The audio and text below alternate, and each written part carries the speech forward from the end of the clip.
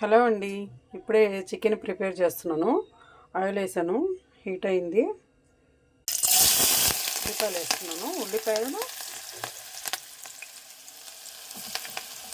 పచ్చిమిర్చి, ఈ ఆనియన్స్ కొంచెం ఎర్రగా ఫ్రై అవ్వాలండి.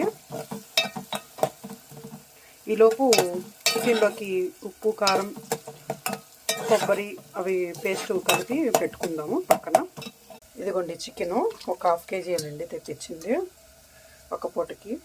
చూడండి, కొంచెం కొబ్బరి, పసుపు, కారం అండి, మన గుంటూరు కారం అనమాట. ఆనియన్ ఫ్రై అయిపోవడానికి వచ్చింది. ఇందులోకి అల్లం పేస్ట్ వేస్తాను. అల్లం పేస్ట్ చూడండి, ఇలా ఫ్రై చేసుకోవాలి.